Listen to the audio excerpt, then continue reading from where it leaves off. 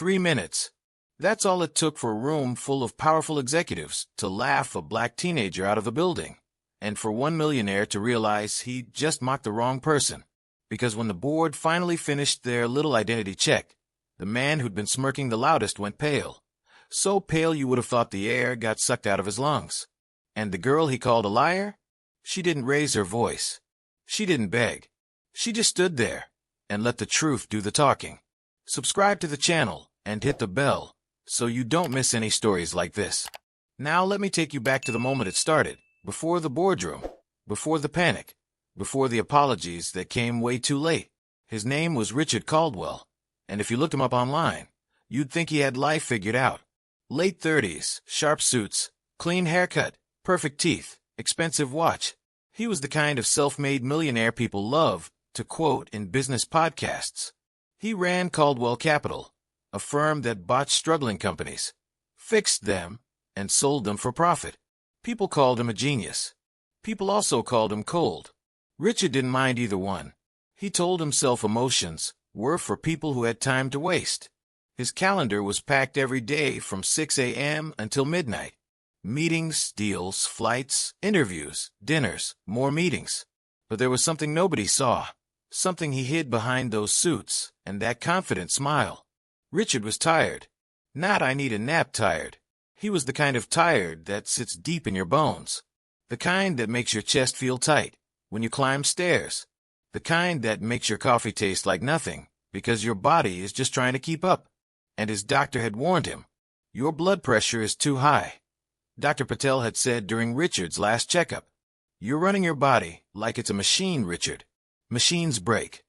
Richard had laughed it off. He always laughed it off. Because if he slowed down, then what? He'd have to feel things. He'd have to think about the parts of his life he kept locked away. The loneliness. The fact that every friend he had also wanted something from him.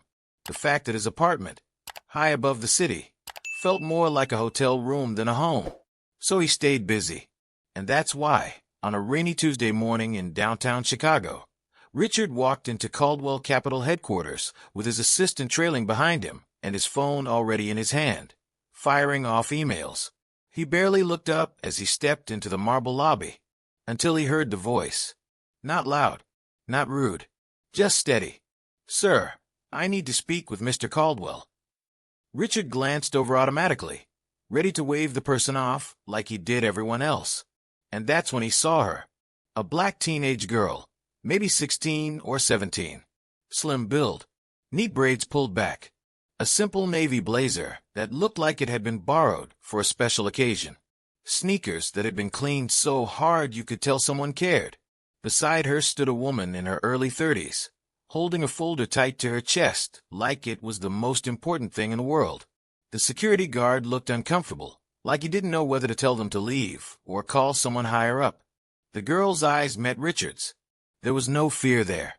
There was something else. Something like determination. "I'm Richard Caldwell," Richard said, half annoyed already. "And I'm late.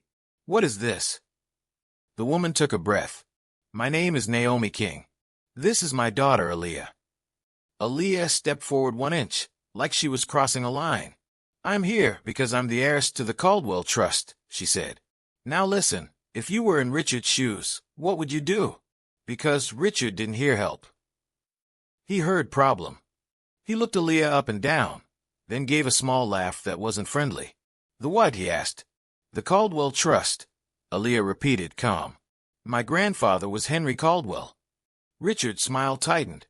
Henry Caldwell. That name was a ghost in Richard's life. Henry Caldwell had built the first version of the Caldwell fortune. Old money. Quiet money. Boardroom money. But Henry was also the man who had rejected Richard's mother.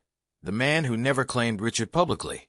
The man who died leaving behind a maze of trusts and legal rules. Richard had spent his entire life trying to prove he didn't need Henry Caldwell. So hearing a teenager say that name in his lobby, it hit a nerve. Richard let out a short, mocking breath. "Okay, and I'm the King of England."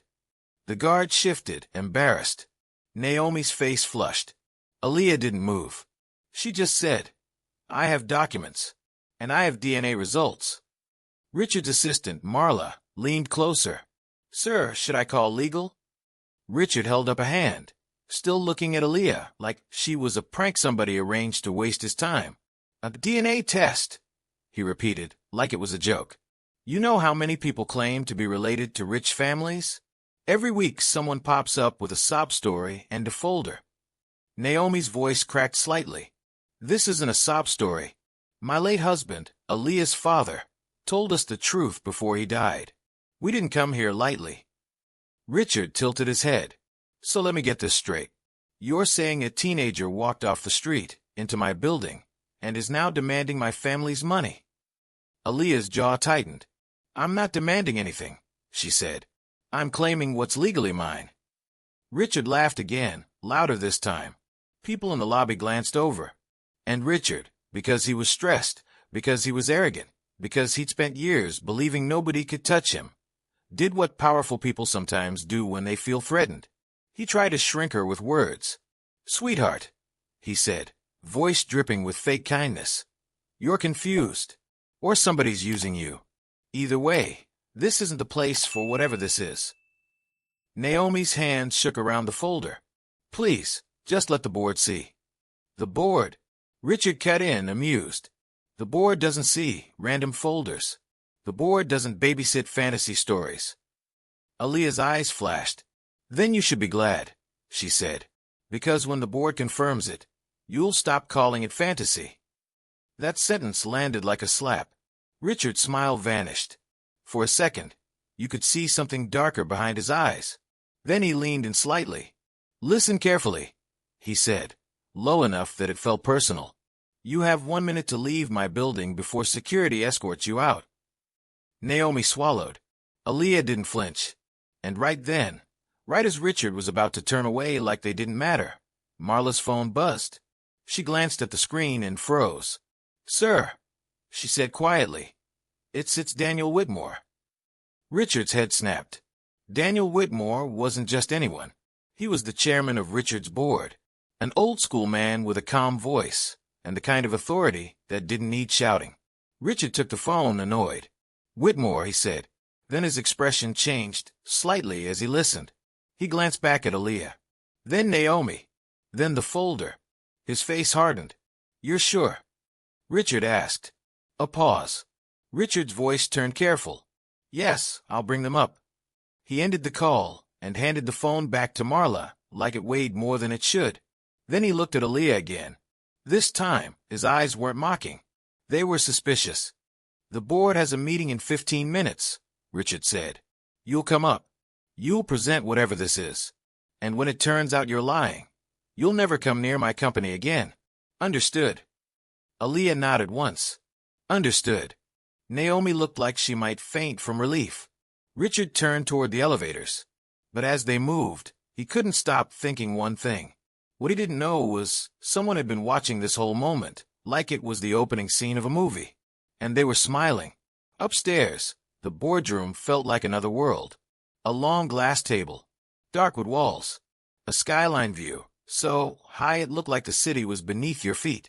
Men and women in tailored suits sat with tablets open, coffee untouched, eyes sharp. Richard walked in like he belonged there, because he did. But Aaliyah and Naomi? They looked like guests who didn't know the rules.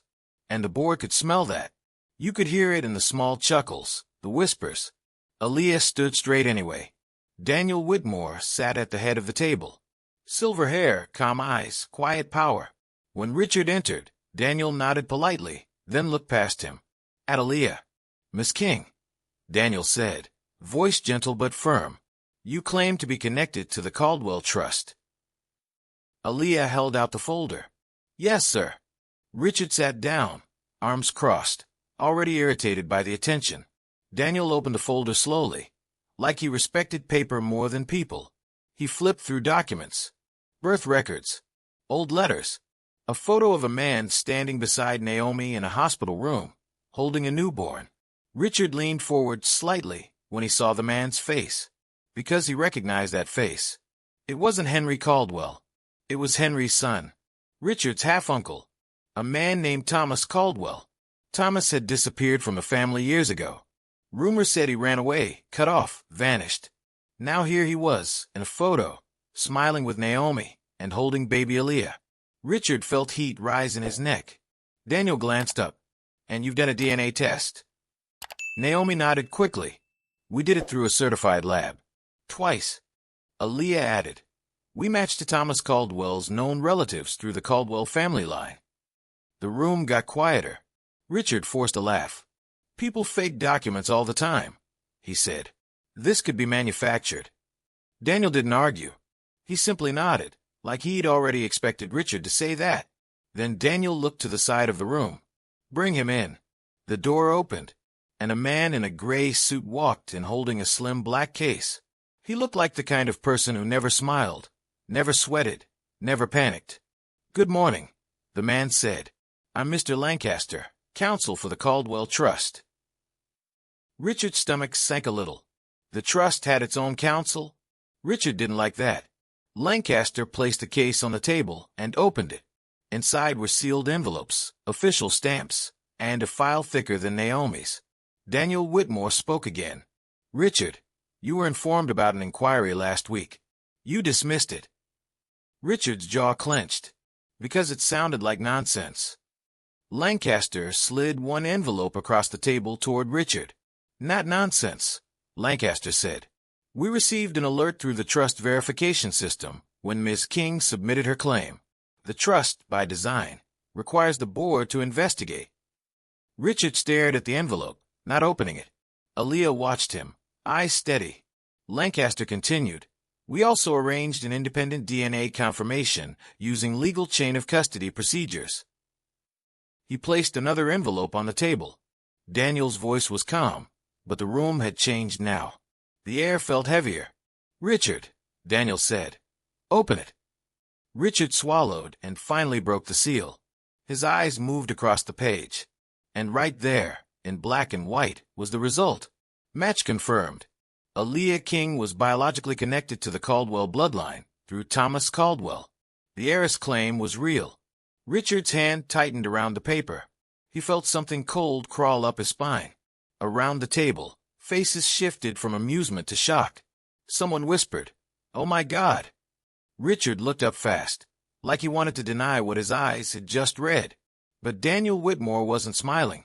Lancaster wasn't smiling. And Aaliyah? She wasn't celebrating. She just stood there, like she'd been carrying this truth for years, and now the world finally had to carry it too. Richard's mouth went dry. For the first time that day, he didn't have the right words. And if you were watching him, you'd see it. The exact moment the millionaire who mocked a black teen went pale. But here's the part you might not expect. The real story wasn't just about money. It was about what happens when pride meets truth, and what it costs to be wrong. Daniel Whitmore spoke carefully. "Miss King, by the terms of the Caldwell Trust, you are entitled to certain assets when you turn 18. That includes shares, access to educational funds, and, depending on the outcome of a final review, partial voting rights through a guardian until then." Naomi's knees looked like they might buckle. Aaliyah's fingers trembled for half a second. Then she clasped them in front of her, to hide it. Richard finally found his voice. "So what now?" he asked, trying to sound in control. "She gets money and disappears?" Lancaster replied, "Not that simple. There are security protocols, media risk, legal timing, and there's a residency clause." Richard blinked. "Eh, what?" Daniel looked uncomfortable. Henry Caldwell added it years ago. He believed heirs should be protected until confirmation is complete and the public announcement is managed. Richard's eyes narrowed. "Protected how?" Lancaster said it plainly. "The trust provides housing for claimants during verification. A secure location, monitored. 2 weeks minimum."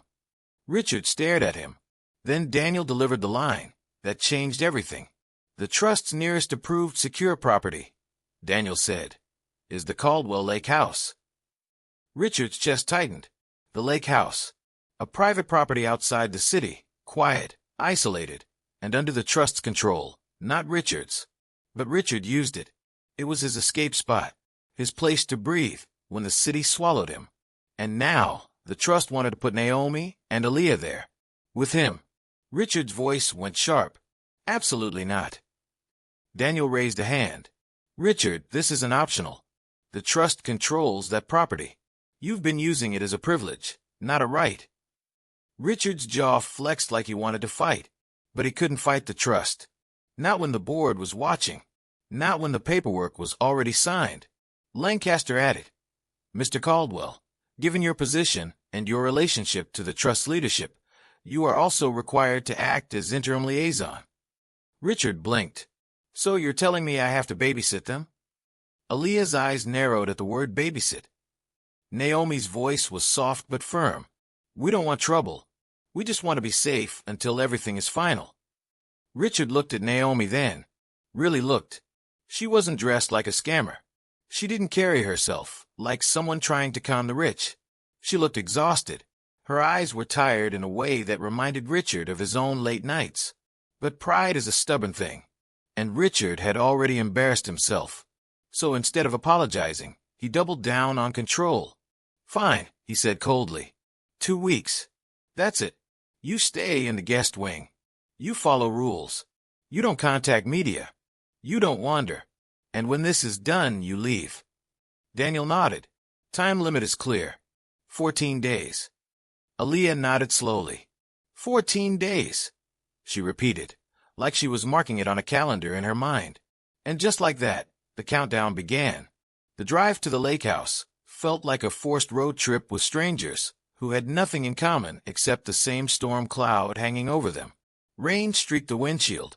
The city faded into quieter roads, trees, and gray sky. Richard drove with both hands locked on the wheel. Naomi sat in the back with Aaliyah, whispering to her sometimes, like she was trying to keep her steady. Aaliyah stared out the window a lot, jaw tight. Marla had packed supplies and dropped them off earlier, fresh linens, groceries, basic clothes for the 2 weeks. When they arrived, the lake house looked like a magazine cover. Wide windows, stone fireplace, wooden decks, calm water beyond the trees. But the air inside? Awkward. Richard walked them through quickly like a landlord doing a tour he didn't want to do. Guest wing is down that hallway, he said. Kitchen rules are simple. Clean after yourselves. No parties. No visitors. No wandering outside at night. Naomi nodded politely. Aaliyah didn't speak. Richard turned away, already regretting everything. That first night, Richard sat alone in the main living room, laptop open, trying to work like normal. But he couldn't focus. He kept hearing Aaliyah's voice in his head. When the board confirms it. And he kept seeing the paper. Match confirmed. He went pale again just thinking about it. And what scared him wasn't the money. It was the feeling that Henry Caldwell's shadow had just stepped back into Richard's life. The next morning was the first everyday life scene. You know the kind. Sunlight through curtains. Coffee brewing. Quiet footsteps. Richard came into the kitchen expecting to be alone. Instead, the smell hit him. Cinnamon. Warm bread. Something sweet. He paused. Naomi stood at the counter, hair tied back, wearing an apron like she belonged in a home, not a fight. Aaliyah sat at the table with a notebook, reading, a mug of tea beside her. Naomi looked up quickly, startled. Oh, good morning. I hope it's okay. I found ingredients in the pantry and I made French toast. Richard stared like he'd walked into someone else's life. He didn't answer at first. Then he said, You didn't have to do that. Naomi gave a small smile. I know, but it helps to keep routines, especially for her. Aaliyah didn't look up, but her shoulders eased a little. Richard took his coffee and tried to ignore the plate Naomi quietly set near him. He told himself he wouldn't eat it. He ate it anyway, and it was good. That's how it started. Not with big speeches, with small mornings. Over the next few days, life fell into a strange rhythm. Richard still worked. Calls, emails, Zoom meetings. He spoke sharply, moved quickly, acted like nothing had changed. Naomi cleaned as she went, not because Richard asked, but because she couldn't stand chaos. Aaliyah studied. She had online classes, scholarship applications, books stacked like armor. Sometimes Richard caught her watching him when she thought he wasn't looking. Not with hate, not even with anger. More like curiosity. Like she was trying to understand what kind of man mocked her in front of a board and then forced her into his life. There were awkward moments, too. Like the time Richard walked into the kitchen and found Aaliyah wearing one of his oversized hoodies because the guest wing was cold. He froze. Aaliyah froze. Then she said flat, "It was in the laundry basket. I washed it." Richard didn't know what to say, so he said the only thing he could. "Okay." And he walked away, pretending his heart didn't do something weird in his chest, not romantic, not inappropriate, just human. Like seeing someone else in his space reminded him this house wasn't just for him anymore. As days passed, Naomi started changing the house without asking. Nothing big. She opened curtains that Richard always kept closed. She wiped fingerprints off glass he never noticed. She put a bowl of lemons on the counter like it was normal. One afternoon, Richard walked in and saw Naomi on the back deck, trimming dead leaves from a potted plant that had been neglected. He almost told her to stop. Then he saw how calm she looked doing it. And he didn't. Now, the supporting characters showed up right on schedule, because life always sends witnesses when you're trying to change quietly. First was Dr. Patel. Richard had a scheduled follow-up and decided to do a video call from the lake house. Dr. Patel appeared on screen, eyes narrowing immediately. "Richard," he said, "your face looks different." Richard scoffed. "I'm fine." Dr. Patel leaned closer. "Are you sleeping?" Richard paused. "Some." Dr. Patel didn't buy it. "Your body doesn't care about your deals. It will force you to stop, one way or another. You need people around you, Richard. Not assistants. Not employees. People." Richard muttered, "I have people." Dr. Patel raised an eyebrow. "Name one person who would sit with you if you lost your money tomorrow." Richard's throat tightened. He didn't answer. Dr. Patel sighed. "Just don't push everyone away. It won't protect you. It'll just leave you alone when you finally need help." That call sat heavy in Richard's chest long after it ended. Then came the comic relief. His neighbor at the lake, an older woman named Mrs. Dolores Grant, showed up with a basket of muffins like she owned the neighborhood. She knocked once, then opened the door like it was her house. "Richard Caldwell," she called. "I saw extra cars. Don't tell me you finally got a life." Richard appeared annoyed. "Mrs. Grant." Then Mrs. Grant saw Naomi behind him, and her eyes lit up like fireworks. "Well, well, well," she sang. "Look at you. You've been hiding a whole family out here." Naomi's face turned red instantly. "Oh, no, ma'am, it's not." Mrs. Grant waved her off. "Honey, save it. I know love when I see it." Richard choked. "It's not love. It's complicated." Mrs. Grant laughed. "Everything good is complicated. That's how you know it's real." Aaliyah, sitting on the stairs, muttered under her breath, "She's loud." Mrs. Grant snapped her head toward Aaliyah. "And who is this beautiful young lady?" Aaliyah stood up politely. "Aaliyah." Mrs. Grant smiled soft. "Aaliyah, you got strong eyes. Don't let anybody ever talk you out of what you know is true." Richard's face twitched, because it felt like Mrs. Grant had just thrown shade at him without even knowing the story. And she probably had. Day by day, Richard started softening. Not fully. He still snapped sometimes. Like when Naomi reorganized the pantry and Richard couldn't find his protein bars. He stood there annoyed. "Where are they?" Naomi blinked. "Top shelf, left corner." I labeled sections. Richard stared at the labels: breakfast, snacks, tea, baking. He wanted to complain, but he couldn't deny the kitchen looked better. So he just said, "Okay," and grabbed his bars like a confused man learning what home looks like. Then the mini crisis hit. It was small compared to what came later, but it changed something important. One afternoon, Richard was on a call outside, walking fast, talking about numbers like they were life or death. Aaliyah was inside upstairs, trying to fix a loose curtain rod that kept falling. Naomi was in the kitchen, washing dishes. Then crash. A loud thud. Naomi dropped the plate and ran. Richard heard it through the open door and rushed in, still holding his phone. He found Aaliyah sitting on the floor, wincing, holding her ankle. The curtain rod lay beside her like a fallen sword. Naomi knelt instantly. "Ali, are you okay?" Aaliyah tried to wave it off. "I'm fine. It just slipped." Richard frowned. crouching down awkwardly like he wasn't used to helping people. "Can you stand?" Aaliyah tried. She couldn't. Naomi's eyes widened with worry. "It's swelling." Richard swallowed, feeling strangely responsible. He didn't know what to do. So he did what he always did. He tried. He went to the freezer, grabbed an ice pack, wrapped it in a towel, and brought it back like he'd seen in movies. He held it out. "Here." Aaliyah took it, surprised. Naomi looked at Richard like she didn't expect that from him. Richard cleared his throat. "We should elevate it. And maybe wrap it." Naomi nodded. "Do we have bandages?" Richard glanced around like the house might answer him. Then Aaliyah, trying not to smile, said, "You're rich, but you don't have a first aid kit."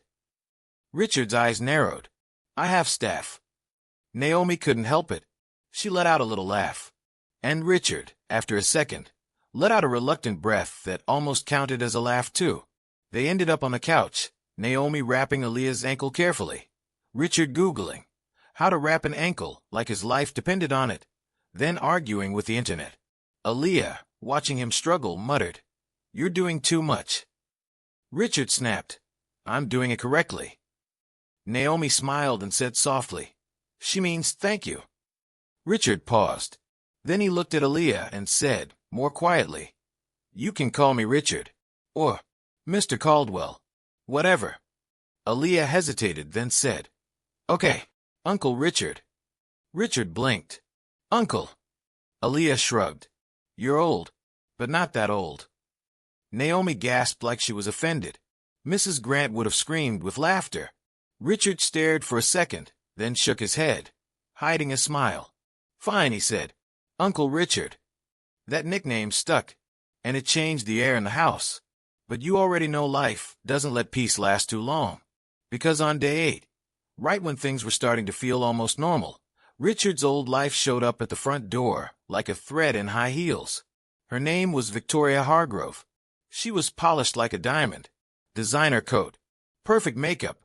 The kind of smile that didn't reach her eyes. Victoria had been Richard's on and off partner for years. They weren't married, but in Richard's world, people already talked like they were headed there. She moved in and out of his life whenever it suited her, always showing up when there was something to gain. Richard opened the door and froze. "Vic," he said, surprised. "What are you doing here?" Victoria stepped in without waiting for permission, eyes sweeping the house like she was inspecting property. "I came because you stopped answering calls," she said. Then she noticed Naomi in the hallway, and her smile sharpened. "Oh," Victoria said, voice sweet. "So this is why." Naomi stiffened. Aaliyah, leaning on her healing ankle, stepped forward slightly like a guard dog. Richard's chest tightened. "Victoria, this isn't." Victoria laughed softly. "Don't insult me, Richard. I'm not stupid. You disappear to your lake house. You ignore business dinners. And now there's a guest." Naomi spoke calmly. "We're here because of the trust." Victoria's eyes slid to Aaliyah. "And who's this?" Aaliyah met her gaze. "Aaliyah." Victoria's lips curved. "Cute. Richard, are we running a charity now?" Richard's jaw clenched. "Watch how you speak." Victoria tilted her head. "Or what? You'll finally grow a spine." She walked closer, lowering her voice like poison. "You built your life on status," she whispered. "You think the board wants you looking like you got played by some random claim? You think investors want drama?" Naomi's face paled. Aaliyah's eyes narrowed. Victoria continued, louder now so everyone could hear. "You need to end this. Call legal. Get them out. People like them." Richard's voice cut her off like a blade. "Don't," he said. Victoria blinked. "Don't what?" "Don't talk about them like they're trash," Richard said, voice low, dangerous. "If you were watching closely, you'd notice something." Richard still didn't fully understand Naomi and Aaliyah, but he'd started to care, and Victoria could feel it. Her smile vanished. "So you're choosing them over me?" Richard didn't answer right away, because the truth was messy. He wasn't choosing anyone. He was just tired of being the man Victoria wanted him to be. But Victoria forced it. "Say it," she demanded. "Are you coming back to the city? Are you signing the Singapore deal? Or are you going to sit here playing house?" Richard's stomach twisted. That deal was huge. It was everything his old self would chase. He looked at Naomi, then at Aaliyah, standing quietly, but watching like she'd seen adults break promises before. And Richard heard Dr. Patel's voice in his head. Name one person who would sit with you if you lost your money tomorrow. Richard exhaled slowly. I'm not going anywhere today, he said. Victoria's eyes widened like she couldn't believe him. So that's it, she said, voice turning cold. You're going to throw away everything for this?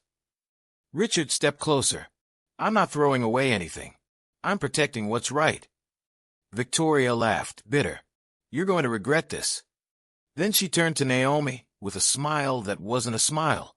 This won't last, she said softly. Men like him don't change. You're just a distraction. Then she walked out, heels clicking like a countdown. The door shut. Silence filled the house. Naomi stared at the floor, like she'd just been reminded of every reason she didn't belong in Richard's world. That night, Naomi barely spoke. Aaliyah did her homework quietly. Richard sat in the living room, pretending to work, but his mind was loud, because Victoria had hit the deepest pressure point.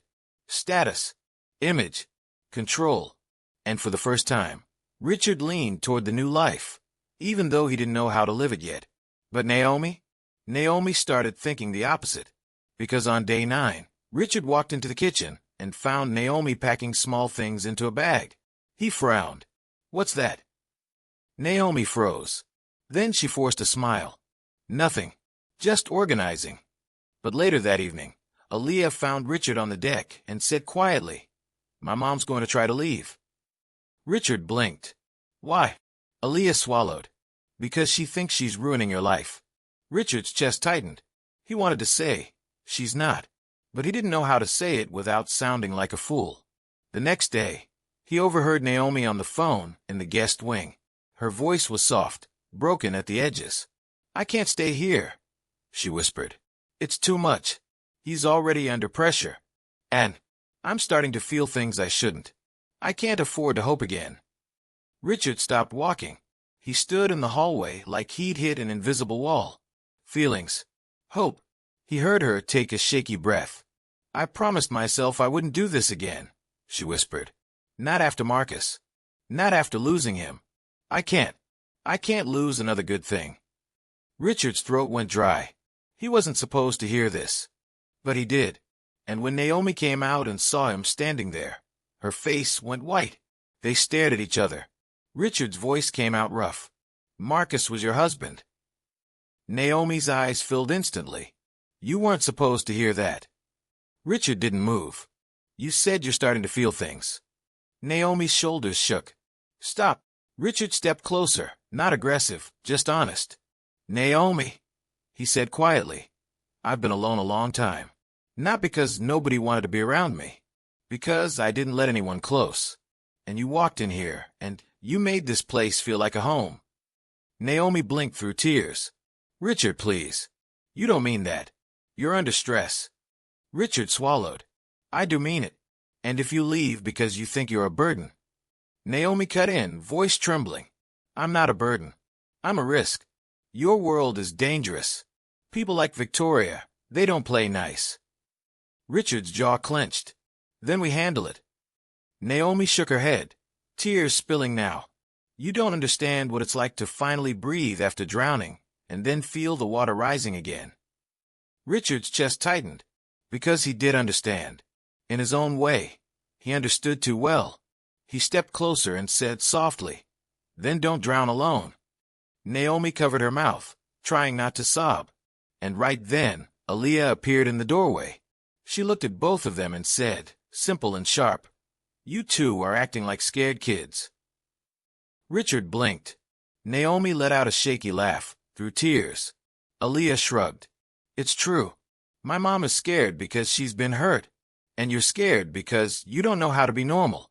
But you can stay even if you're scared. That hit both adults like a truth they couldn't argue with. Naomi wiped her cheeks quickly, embarrassed. Richard looked away, throat tight. And for the first time, the feelings were out in the open, messy, real, and terrifying. But Naomi still wasn't ready. That night, she packed quietly anyway. Because fear doesn't disappear just because love is possible. And early the next morning, while the lake was still dark and the air was cold, Naomi tried to sneak out. Suitcases rolled softly across the floor. Aaliyah, half awake, carried her backpack. Naomi whispered, "Quiet, baby." They reached the front door. Naomi's hand touched the knob, and then a voice behind them said, calm but heavy, "Going somewhere?" Naomi froze like she'd been caught stealing. Richard stood at the bottom of the stairs, hair messy, eyes tired, wearing a simple sweatshirt like he'd finally become human. Naomi tried to smile. "Richard, we're just leaving," Richard finished. "I know." Naomi swallowed. "It's for the best." Richard walked closer slowly. "For who?" Naomi's voice cracked.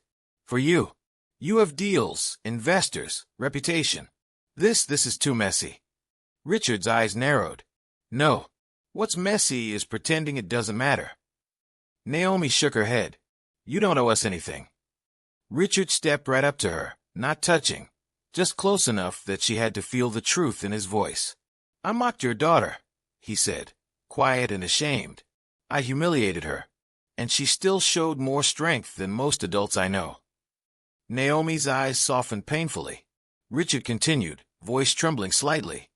"And you came into this house and gave me peace I didn't even know I was missing." Naomi's tears returned. "Richard," he swallowed hard, "if it's easy to leave, then it was never real.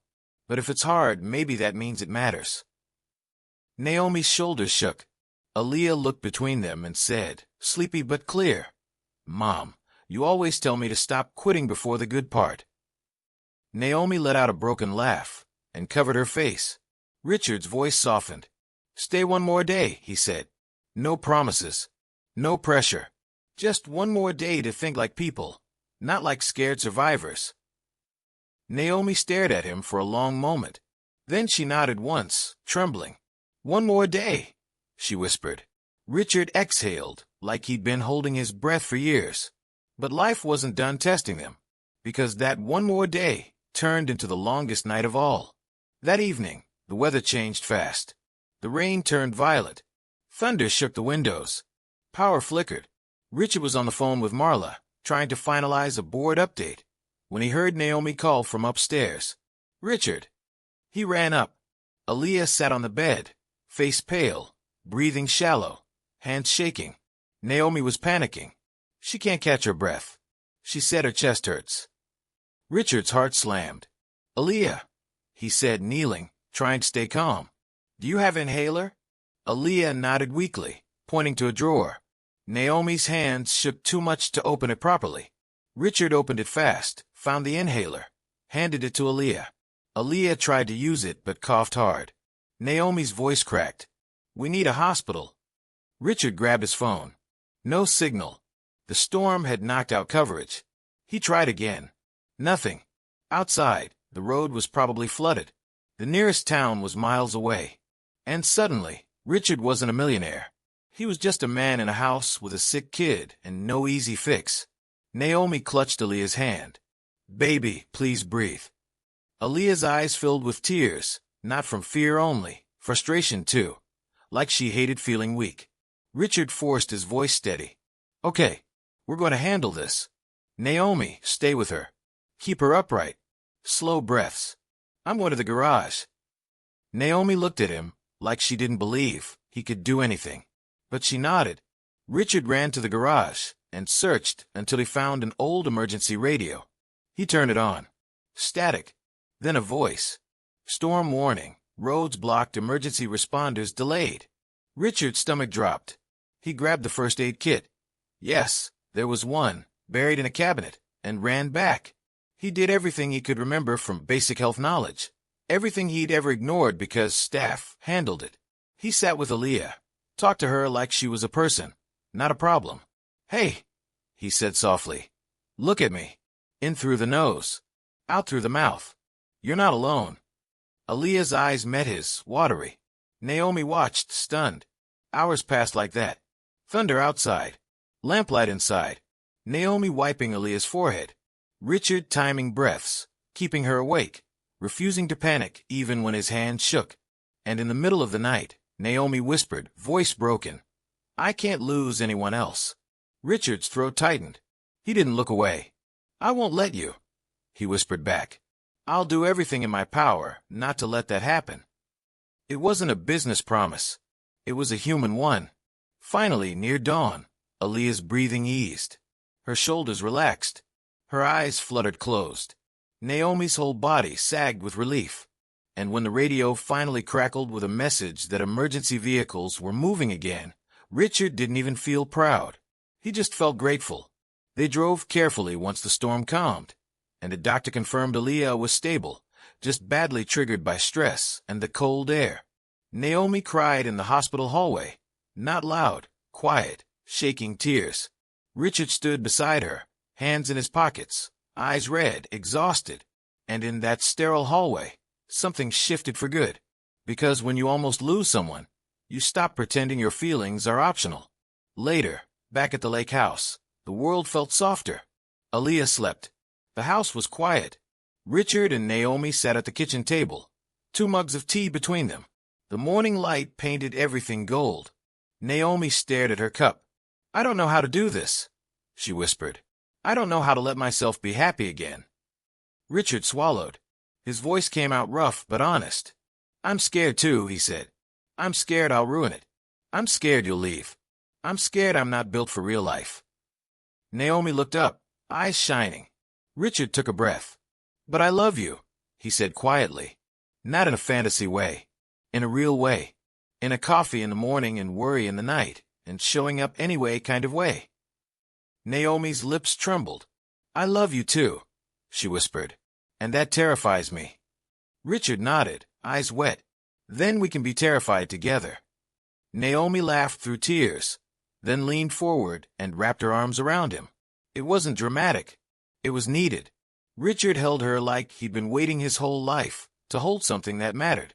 And then, soft, gentle, not rushed, he kissed her forehead. Nothing explicit, just quiet love. From the couch, a sleepy voice mumbled, "Stop whispering. I'm trying to sleep." Richard froze. Naomi pulled back, startled. Aaliyah was half awake, eyes barely open, annoyed. Naomi gasped. "Aaliyah." Aaliyah yawned. "If you're going to be emotional, at least make breakfast." Richard laughed, an actual laugh this time, and the tension broke like sunlight through clouds. Now, the practical decision came next, because love without action is just words. A few days later, Richard got a call from Daniel Whitmore. "Richard," Daniel said, "the media is sniffing around. Victoria is stirring things. We need to finalize your stance." Richard looked out at the lake, at Naomi and Aaliyah sitting on the deck together. Aaliyah's head resting on Naomi's shoulder like she trusted the world for the first time in a while. He made his decision. "I'm stepping back from the Singapore deal," Richard said. Daniel paused. "That's significant." Richard nodded even though Daniel couldn't see him. "I'm tired of chasing stress like it's success. I'm restructuring Caldwell Capital. Less predatory acquisitions. More long-term rebuilding. We'll start a scholarship arm through the trust." Daniel exhaled, impressed. "You're serious?" Richard's voice was steady. "I'm serious." That phone call wasn't flashy, but it was the moment Richard chose peace over ego. And when he ended the call, Naomi looked at him like she was seeing a new man. Then came the commitment moment. Not because it was perfect, because it was real. On the last night of the 14 days, Richard stood in the kitchen holding a small box, hands shaking more than he'd ever allow in a boardroom. Naomi walked in and froze. "What are you doing?" Richard swallowed. "I'm doing something I'm terrible at." Naomi stepped closer carefully. "Which is?" Richard opened the box. Inside wasn't a giant diamond. It was simple, elegant, human. "I don't want the version of my life where I'm alone," he said. "I want the version where there's coffee in the morning and school runs and you arguing with me about pantry labels." Naomi's eyes filled instantly. "I want the version where Aaliyah calls me Uncle Richard until I'm 80, he added, voice shaking, "and where you don't feel like you have to run every time something good shows up." Naomi covered her mouth. Richard took a breath. "So, will you build a life with me? Not because it's easy, because it's worth it." Naomi hesitated, fear flickering across her face, like an old scar. Then she nodded, tears falling. "Yes," she whispered. "Yes, Richard." Right then, the kitchen door swung open, and Mrs. Grant walked in like she owned the place. "I knew it," she shouted, holding a casserole dish. "I told y'all." She stopped mid-scream when she saw Naomi crying. Then she softened. "Oh," Mrs. Grant said, suddenly gentle. "This is the good kind of crying." Aaliyah appeared behind her, yawning. She looked at the ring, then at Richard. "Wow," she said. "So you're really doing this?" Richard nodded. "Apparently." Aaliyah sighed dramatically. "Fine. But if you break my mom's heart, I'll tell the board." Richard blinked. "You're evil." Aaliyah shrugged. "I'm an heiress. It's my job." They all laughed, tears and all. Then came the community celebration. Nothing fancy. Mrs. Grant organized a backyard gathering like she was planning a royal event. Neighbors came with food, jokes, and too many opinions. Daniel Whitmore even showed up briefly, shaking Naomi's hand and telling Aaliyah, "You handled yourself with more dignity than most adults I know." Aaliyah smiled, proud. Richard stood by the grill, failing at flipping burgers, while Naomi laughed and fixed it for him. Mrs. Grant yelled, "Don't burn it. We ain't got millionaire taste buds out here. We got real taste buds." People laughed. The house felt alive. And then, because the title promised it, the final payoff showed itself in a calm, powerful way. A year later, the lake house didn't feel like Richard's escape spot anymore. It felt like home. Morning sunlight, Naomi humming while cooking, Aaliyah heading out to college tours, walking with confidence like she owned the world, because in a way, she did. Richard's company had changed too. Caldwell Capital now invested in rebuilding businesses instead of stripping them. Scholarships were being awarded quietly, changing lives without cameras. And one morning, Richard stood on the porch holding a tiny pair of baby socks. Naomi stepped outside, smiling softly. Aaliyah groaned from the doorway. "Oh my God, you're really doing the dramatic baby reveal right now." Richard laughed and held up the socks. Naomi placed a hand on her stomach and nodded. Aaliyah's eyes widened. Then she smiled, real and bright. "Okay," she said quietly. "Maybe this is kind of perfect." Richard looked at Naomi, then at Aaliyah, then at the calm water beyond the trees. And he finally understood the moral of the whole story. He didn't just find love. He found home. And sometimes, the moment you get humbled in public is the exact moment life opens the door to what really matters.